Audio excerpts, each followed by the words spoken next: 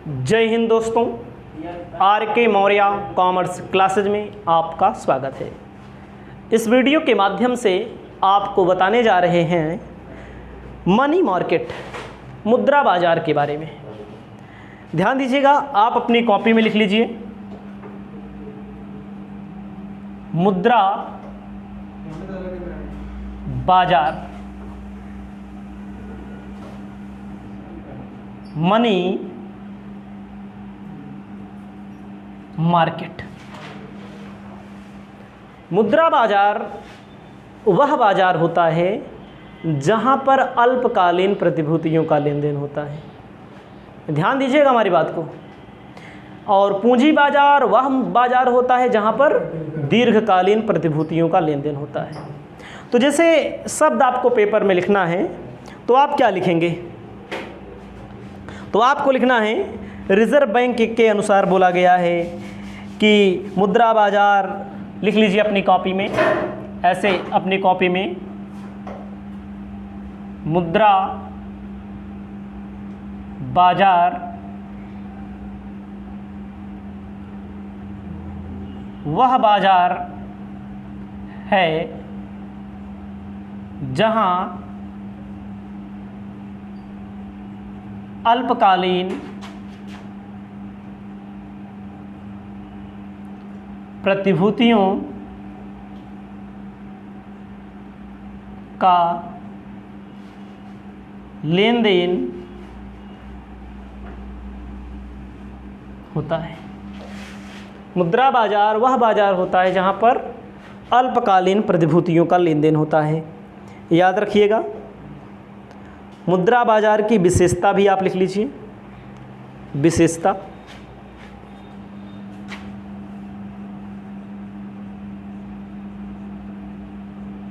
विशेषता में सबसे पहले लिखना है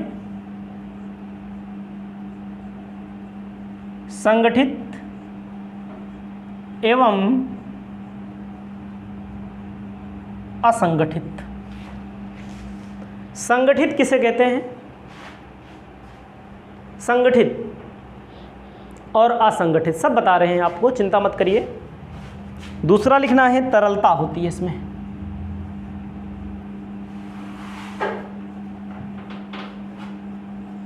तीसरा नंबर होता है सुरक्षा भी होती है।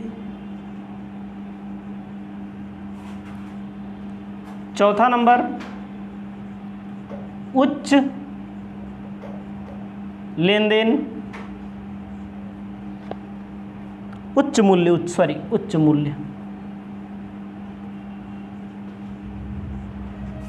उच्च मूल्य होता है।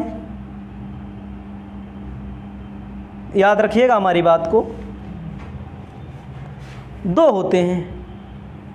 संगठित का मतलब क्या होता है? आप लोग संगठित बाजार, एक होता है असंगठित बाजार, जहां पर सरकारी नियमों व प्रावधानों को लागू कराया जा सके, वो का बोलते हैं संगठित। आप किसी बैंक में जाएंगे तो बैंक में नियम है, उस नियम से परे वो नियम सब के लिए है, गरीब के लिए, अमीर के लिए, छोटे के लिए, बड़े के लिए वो नियम है। उसे क्या बोला जाता है? संगठित। याद रखिएगा, संगठित में वे बाजार आते हैं जैसे रिजर्व बैंक ऑफ इंडिया। संगठित में कौन आएगा? एसबीआई, ठीक है, विदेशी बैंक, जहां पर नियमों कानूनों का पालन किया जाता है, सबके द्वारा किया जाता है, सबके लिए वही नियम है, वही कानून है, उसे क्या बोलते हैं? संगठित। और एक होता है असंगठित। सेठ, महाजन, साहूकार, सबका अपने स्थान पे महत्व है, सबका अपने स्थान पे लाभ है, सबका अपने स्थान पे हानि भी है। जहाँ एक तरफ घाटा है वहाँ एक तरफ फायदा है। आप एसबीआई से जाएंगे लोन लेने, किसी बैंक से जाएंगे, पैसे की ज़रूरत है तो वहाँ पर दुनिया झंझट टिटिम्मा पालना पड़ता है ना, नहीं मिलता है कभी कभी जिनको ज़रूरत रहती है। तो वो लोग कहाँ जाते हैं? सेठ महाजन के पास, साहूकार के पास, गांव में जिसको देखते हैं बड़वार आदमी है उसके पास जाएंगे, मांगेंगे। तो इनके अपने दोस्त हैं, लाभ भी हैं यहाँ पर। जो ब्याज मिलेगा जो सरकारी निर्धारित होगा वही आपको देना पड़ेगा। इनका दोष है, इनका लाभ है कि आपको तुरंत पैसा मिल जाएगा, तत्काल पैसा मिल जाएगा। किसी को दुख हुआ, किसी को सुख हुआ, शादी विवाह मृत्यु, कौन पैसा देता है? सेठ महाजन साहूकार से लोग ले लेते हैं, जो लोग ब्याज पर देते हैं। कभी कभी होता है शोषण भी होता है इनके द्वारा ना, इनके द्वारा शोषण नहीं होता है। सारी चीज़ें आपको जानकारी हैं, मुझे बताने की ज़रूरत नहीं, इनके बारे में आप लिख सकते हैं। तरलता किससे होता है? जो दीर्घकालीन पूंजी बाजार होता है, मतलब कि मुद्रा बाजार होता है, पूंजी बाजार में तरलता नहीं होती। तरलता का मतलब होता है तुरंत लिक्विडिटी हो जाए। बैंक में पैसा जमा है, तुरंत पैसा जाएंगे, जमा करेंगे, फार्म भरेंगे, निकाल लेंगे, एटीएम, गूगल पे, फ़ोन पे निकाल लेंगे पैसा। और जो LIC वाला पैसा जमा किए हो, किस जमा किए हो? LIC में बीमा कराए हो, कहीं पर आपने लंबे समय के लिए इन्वेस्टमेंट कर दिया है किसी प्रतिभूति में, सरकार के यहाँ क्या उसको पैसा तुरंत मिलता है? तरलता उसमें नहीं होती है। LIC में पैसा हम भी जमा किए हैं, आप भी जमा किए होंगे, अगला भी जमा किया होगा, तो क्या उसको तुरंत पैसा मिलता है? तुरंत नहीं मिलता है पैसा, कुछ समय बाद मिलेगा, लंबे समय के बाद। तो इसीलिए तरलता उसमें कम होती है, इसमें तरलता ज़्यादा होती है। सुरक्षा मतलब ये ज़्यादा सुरक्षित माना जाता है। कौन वाला? अल्पकालीन वाला, तुरंत। उच्च मूल्य का मतलब होता है इसमें आपको अच्छे मूल्य पर मिल जाता है। कम से कम 1 लाख रुपए अगर आपके पास ट्रेजरी बिल का मूल्य है तो व्यापारिक पेपर कम से कम 25 लाख रुपए से शुरू होता है। तो उच्च मूल्य मतलब 1 लाख रुपए का आपके पास बिल है तो 25 लाख तक उस पर आपकी क्रेडिट बन जाती है। तो मुद्रा बाजार के मतलब मैंने आपको समझा दिया। अगर आप ना समझ पाएँ तो ये आपकी कमी है। मैंने बता दिया जहाँ पर अल्पकालीन प्रतिभूतियों का लेन देन होता है उस मुद्रा बाजार कहते हैं। इसमें मैंने सब बता दिया, विशेषता क्या होती है। अब आपको मैं बताना चाहता हूँ इसकी संरचना और इसका कार्य भी। पहले कार्य लिख लीजिए, फिर संरचना बताते हैं। अल्पकालीन मुद्रा बाजार के कार्य, ठीक है। कार्य में लिखना है आर्थिक विकास।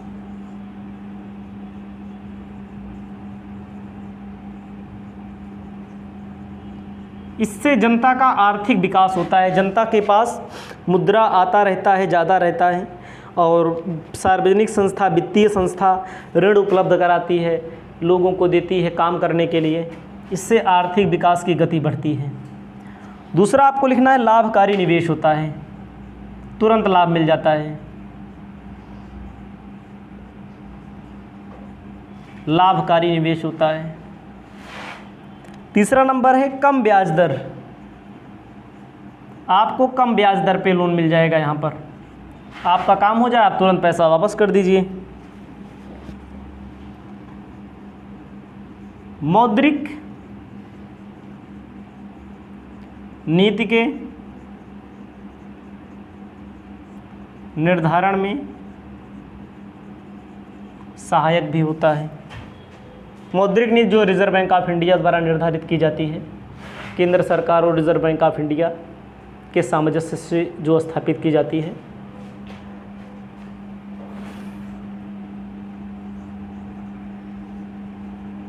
बैंकों को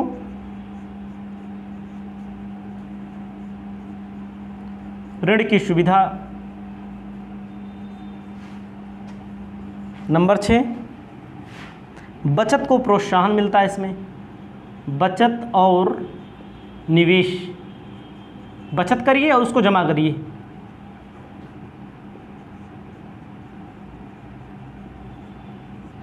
नंबर 7 कोषों की गतिशीलता, मतलब जो पैसा होता है ज़्यादा तेज़ी से भागता है। समझ में आया कि नहीं? अल्पकालीन जो हम लोग ज़्यादा यूज करते हैं, अल्पकालीन आर्थिक विकास होता है, जब मन कहे चाहो निकालो डालो, ठीक है। लाभकारी होता है, कम ब्याज होता है, मौद्रिक नीति, बैंकों को ऋण की सुविधा, बचत, निवेश, ये सारी चीज़ें होती हैं। मुद्रा बाजार के अंग आपको लिखा देते हैं, संरचना लिखा देते हैं। पहले इसको लिख लीजिए। आपको लिखना है मुद्रा बाजार की संरचना। मुद्रा बाजार की संरचना। मुद्रा बाजार की संरचना में ऐसे बनाना है आपको।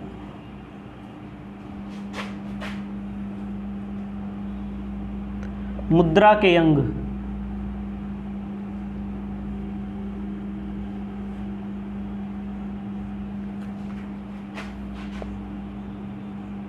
संस्थाएं, उपकरण। मुद्रा के अंग में मांग मुद्रा बाजार लिखना है। मांग मुद्रा बाजार, ऋण बाजार,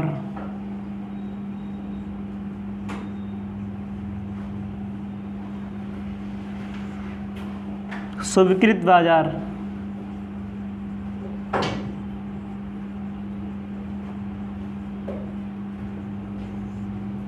बिल बाजार, बिल बाजार। व्यापारिक बैंक, केंद्रीय बैंक। संस्था में व्यापारिक बैंक,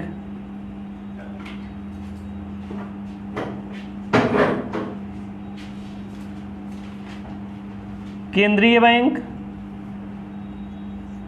तीसरा स्वीकृत गृह,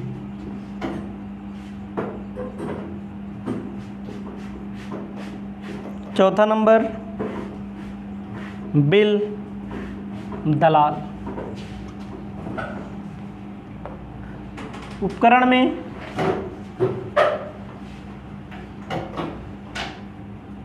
व्यापारिक बिल, कोषीय बिल,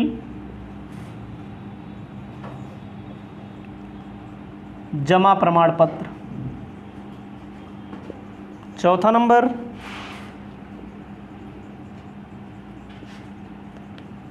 व्यापारिक पत्र। यही आते हैं मुद्रा बाजार के अंग, मतलब कि संरचना में। इन सब से जो लेन देन होता है उसे क्या कहा जाता है? मुद्रा बाजार। इसे आप लोग लिख लीजिए। इसके बाद और टॉपिक अगली वीडियो।